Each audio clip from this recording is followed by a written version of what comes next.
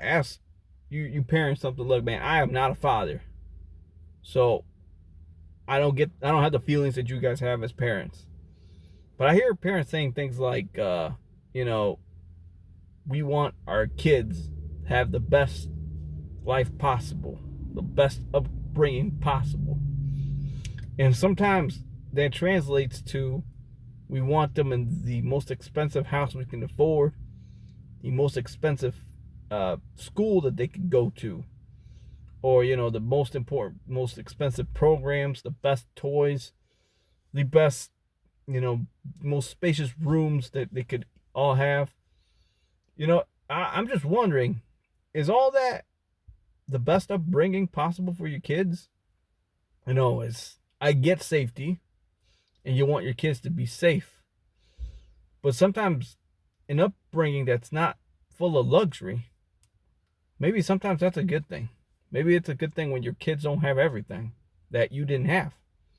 Sometimes having want is a good thing because it motivates them, you know, to do more, to study harder, to work harder, to want more, you know. And same thing with their allowance money, you know what I'm saying? Like, I know some parents that tell kids, like, you want money, you're going to have to work for it. You know, you're going to have to work for me.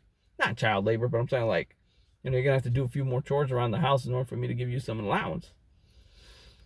And again, I'm not a father, and I can't even imagine the feelings you have for your kids, the want, the every desire that you have just to give them everything, because it's an unconditional love that parents have for their kids, and they want to give them everything. But, you know, as an outsider, somebody who doesn't have those feelings, you know, because I don't have kids, you know, I want to ask you guys, like, you, logically speaking, you think it's good to give your kids everything? You know, do you think it's good to give them everything they desire? Because when they get to the real world, you know, it's not going to happen that way. You know what I'm saying? It's not going to be like, hey, everything you want, you're going to get. And there are many adults nowadays that they feel so disappointed with life because that's the way they've been raised. They've been raised to believe that everything they want, they get. But then real life comes along and it smacks them in the face, you know, and they don't understand the concept of, well, if I want to get this and that and the other, I might have to work hard, you know, because we're not always going to be around. And if I ever have kids, I'm not going to be always going to be around for them. You know, as long as I live, I'm going to be around. But, you know, if I'm not alive for whatever reason, I'm not going to be able to be there for them. And I know a lot of adults that their parents, you know, they're trying to trying to get some money from their parents, or trying to get help, you know, because again, they've been raised that way. They've been raised that way to think that life is just, I want this and I get this. Having want is a good thing. Having need.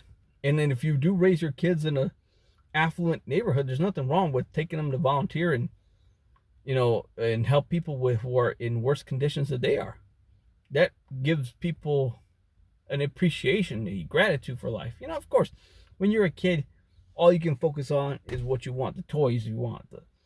You're not thinking about, well, I'm grateful because I have food. You know what I'm saying? Kids don't care.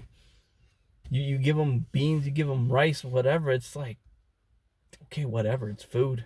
I want the dessert. You know, I want the toys. I want it all. And then they grow up and it's like, I want to go to this college because all my friends are going to this college. And I want this job because I like it and I'm going to get it. It's like, yeah, but that guy who was raised in poverty might have a little bit more hunger than you. So he might be a little bit more hungry. He might work harder to get that job and he might get it and you might not get it. So anyway, just a thought. Again, I'm not a father, so I can't even imagine the love you guys have for your children, but I'm just thinking out loud. Bye-bye.